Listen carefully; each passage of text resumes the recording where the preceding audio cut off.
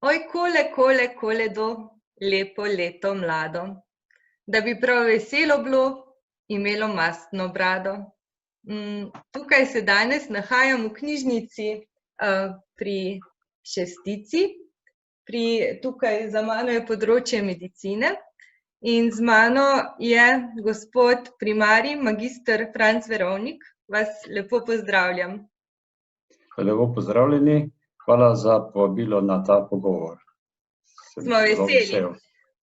Ko sem vas poklicala, če bi sodelovali v tem pogovoru, ste skromno dejali, da niste primerni za to imenitno družbo. Vam pa moram povedati, da so vsi sodelujoči izpostavili prav to imenitnost vaše družbe. Tako da veste, da smo vsi prav veseli, da ste se odločili sodelovati. Asociacije, ki nas prešinejo ob imenu Franc Verovnik, so srce, zdravnik, srčnost, uglajenost, gospod z velikim G, svetovljan in marsikdo tudi reče Uršlja gora. Poleg tega, da ste življenje posvetili kardiologiji, ste samoiniciativni zbiratelj, dejavni ste na strokovnem in kulturnem področju, vaša bibliografija obsega preko 80 člankov, monografij, soavtorstev in uredniškega dela. Polovica jih je z vaše stroke, druga polovica pa s področji, ki vas zanimajo. Zdaj pa me zanima to, če vi ste se celo življenje ukvarjali s srcem in vsak tako je rekel, ko sem vprašala, na kaj pomislite, če rečem Franc Verovnik, skoraj vsak je rekel srčnost. Ali ima to kakšno povezavo in kdo ste vi, gospod Franc Verovnik? Torej, sem zdravnik, specialist interne medicine s poudarkom na kardiologijo. To pomeni, da sem se ukvarjal pretežno s srcem, vendar srčnost in srce, mislim, da vseeno ni neke direktne povezave. Srčnost je pač lastnost, ki moraš imeti verjetno kot zdravnika, ko se ukvarjaš z bolniki. In jaz se tudi nisem ves čas ukvarjal samo s srcem. Kardiologija je bila poudarek mojega dela, ampak tudi sicer s celotno medicino. Tako da srčnost, predvsem bi rekel empatija do bolnikov, to je pač stvar, ki jo mora imeti praktično vsak zdravnik, da lahko dela z bolniki, ker bolnik je pravzaprav naš prvi zakon, tako kot pravi, Salus Egroti, prima lex esto, to pomeni, zdravje bolnikov je naš najvišji zakon. Drugega za nas, zdravnike, medicince, ki smo pač prisegli, ko Hipokrat to ni. Tako da tega sem se držal ves čas, zdaj sem že upokojen, že 11 let, ampak me medicina spremlja še vedno, ker pač dajem kakšne nasvete znancem, kakšnim nekdanjim bolnikom, tako da iz medicine ne moreš pobegniti nikoli. Si zdravnik do konca, dokler pač dihaš, dokler zmoreš pravzaprav. Ja, dokler se zmoreš oglašati na telefon, tudi v redu. Ja, tako, ja. Ja, povejte. Nekaj vprašajte se lahko. Smo se pogovarjala preko mailov in se dogovarjala za ta pogovor, ste mi napisali, da je bilo leto 2020 turbulentno. Kako ste ga doživljali kot zdravnik in kako ste ga doživljali kot tako mož, oče, dedek? Kako ste ga videli? Ja, torej, to leto je bilo res nenavadno, turbulentno, tako kot ste rekli, se pravi, ne vsakdanje, skoraj da. Mislim, da bo ostalo zapisano v učbenikih ali pa v zgodovinskih knjigah, kot leto velike epidemije, pandemije. In sem razmišljal, da ko sem bil kot študent poslušal infekcijske bolezni, to je že davno nazaj, nisem si takrat v sanjah mislil, da bom kdaj doživel osebno tudi neko epidemijo, oziroma celo pandemijo.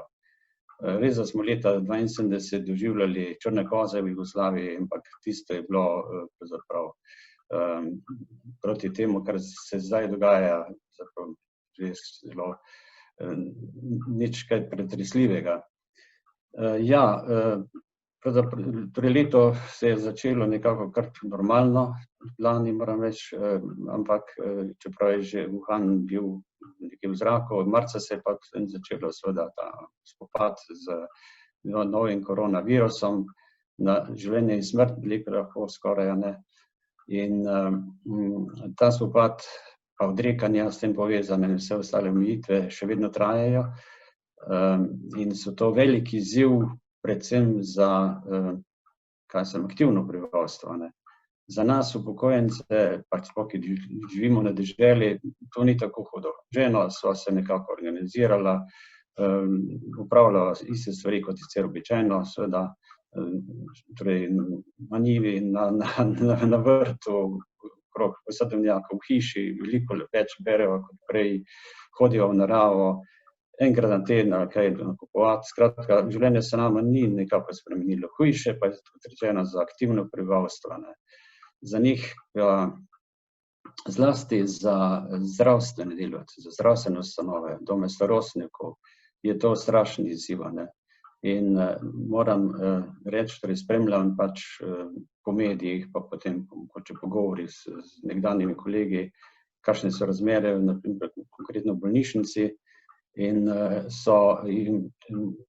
torej čestitam. Za novo leto sem jim napisal, da smo jim hvaležni za njihovo požrtvovalno delo, za njihovo nesebično delo in da sem ponosen nanje.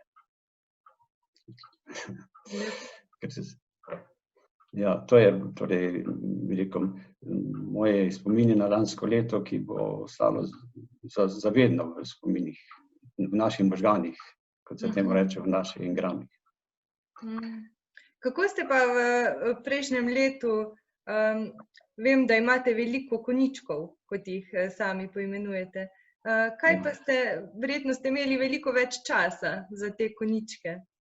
Ja, veliko več časa je bilo predvsem za branje, potem tudi za pisanje določenih prispevkov, ki so bili potem objavljeni, za planine, predvsem za Uršljo goro, ki mi je najbolj pri srcu, pa za delo, kot sem že prej rekel, pri hiši, na njivi, na vrtu, to, kar naju žena sprošča. Tako da je bilo, nama pravzaprav ni bilo hudo, moram reči, da ne. V knjižnici vas pogosto srečujemo in tako ni nobeno presenečenje, če vas srečamo pri katerikoli od polic. Berete res tako, imate zelo širok spekter, kaj vse berete. In tudi sami pravite, da ste pravi bibliofil. Kaj berete trenutno in kaj mogoče priporočate tistim v branje, ki naju poslušajo? Torej bom povedal, kaj trenutno berem, pa tudi kaj pravzaprav se mi zdi, kaj sem prebral, medtem ko pa priporočilo pa je težko povedati, ker vsak ima svoj okus, vsak si izbira po svojih lastnih ocenah, tako da ravno kar sem prebral Marpurgi, to je roman, ki ga je napisala Zlata Vukač Medic, in sicer povod za to branje mi je bilo darilo, ki sem ga dobil iz mestne knjižnice Maribor. Poslali so mi katalog Marpurgi, med zgodovino in literarno svobodo, in sicer mi ga poslal avtor, torej Klemen Brvar, ker sem jim ker sem jim poslal fotografijo puščave pri Lovrencu na Pohorju, kjer je živela Zlata Vukač Medic kot otrok in na kateri kraj je bila najbolj navezana in je ta objavljena noter.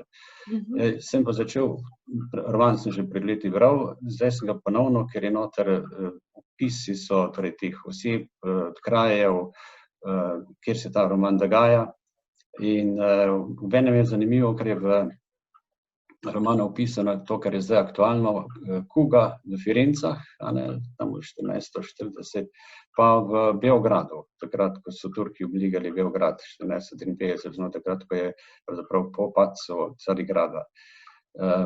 Zaradi tega sem se odločil za to branje. Marpurgi.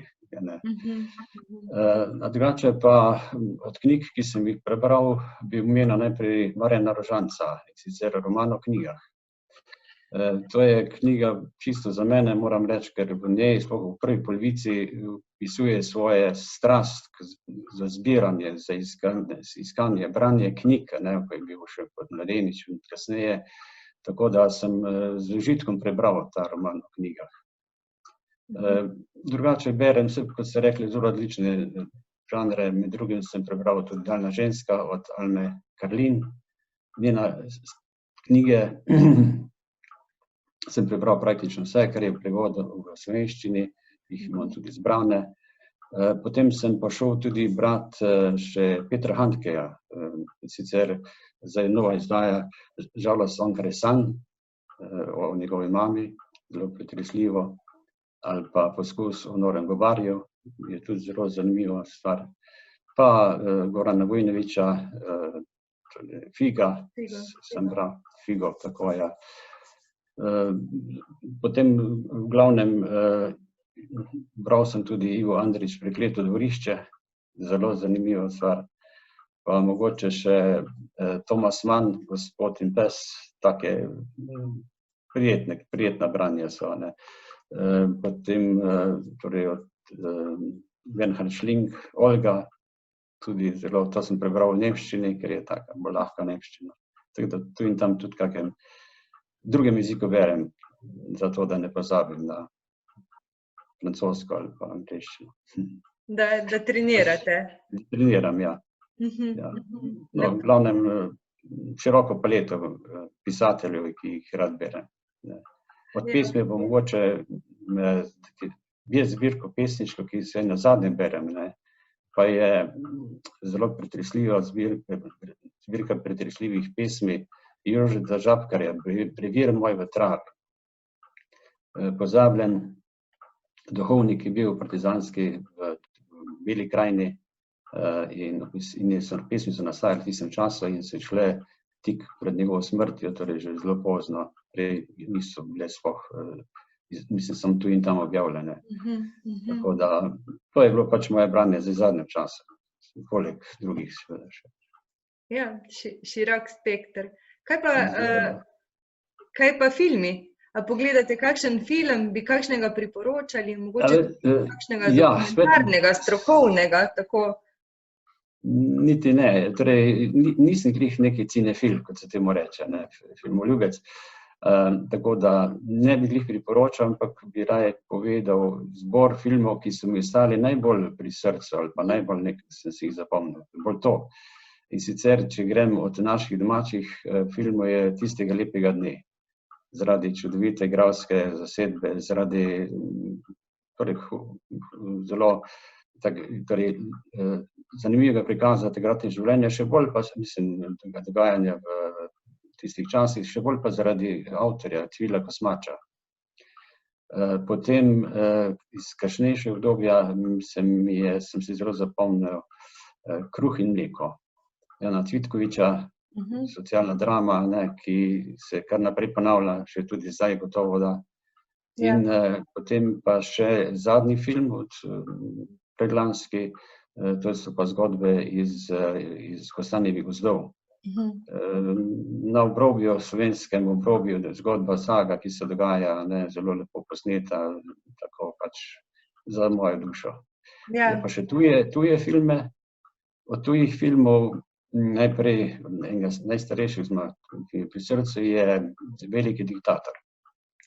To je Chaplinov film, ki je še vedno aktualen po svoji tematiki, tudi zdaj, in je bil, skratka, res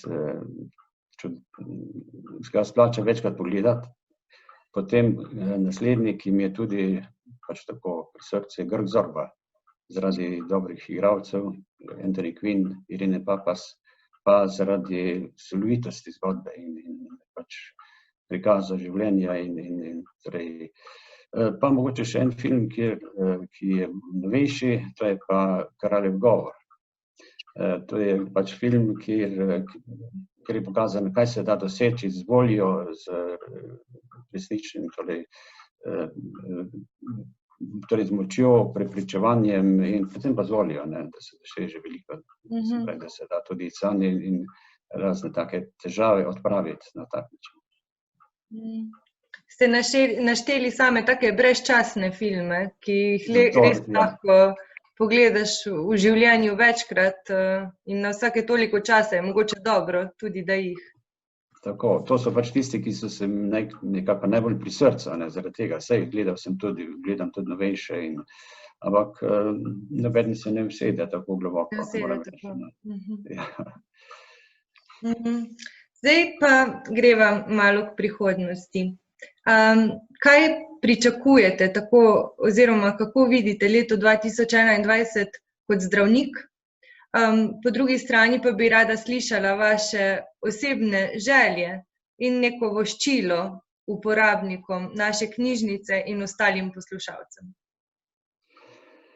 Ja, torej želje, splošna želja je že pravzaprav čisto klišejska, se pravi zdravja. Zdravja želim vsem, nama, ženo, vsem mojim najbližjim, vašim uporabnikom, vsem.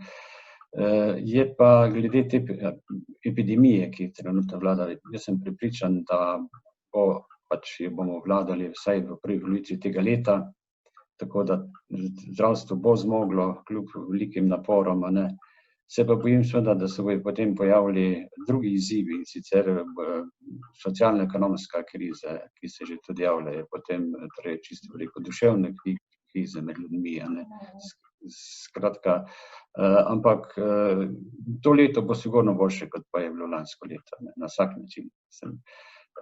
Za najo ženo, jaz mislim, da bi ostalo tako življenje, kot ga imamo zdaj, brez večjih pretresov, nič nima nekih posebnih visokoletečih želja za to leto. Za uporabnika vaše knjižnice pa svetujem, naj vzamejo knjigo v roke. Namreč knjiga je zdaj v tem času, naprimer karantene ali česarkoli, najboljše zdravilo, da se izključiš iz vsega tega dogajanja, iz teh strašljivosti, ki nas pač dnevno spremljajo. Zato želim vsem res veliko lepega branja, pa vse dobro seveda v tem letu. Pa tudi vam seveda knjižničarka. Tudi vam knjižničarka, ki ste zelo srčne in prijazne in se vam zahvaljujem za sodelovanje resnično. Najlepša hvala. Ja, pa knjige so tudi zelo dobro izhodišče za te trenutke, za te čase, ko ne moremo potovati, ko ne moremo odhajati. Je skozi knjigo zelo prijetno oditi kam drugam, pa nekako spremljati zgodbo tudi drugih. Tako, vsake knjige nekaj odneseš, nekaj ti pomaga, oziroma ti ostane. In tako ste rekli, zlasti kaj sem zaradi omejitev ali pa zaradi karantene, lažje prebrodimo te težave, oziroma te omejitve. Tako da svetujem vsem čim več branja. Ali knjig, ali pa tudi elektronskih knjig. Tudi to mladina verjetno po tistem bolj posega. Važno, da beremo, Tako, ja, res je. Vam pa želim še naprej veliko ustvarjalnosti tudi. Želim vam veliko čmrljev in ptičev, želim vam veliko zdravja, pa da se čim prej srečamo tukaj v knjižnici. Bodite dobro, zdravi in srečno. Srečno, hvala lepa, srečno.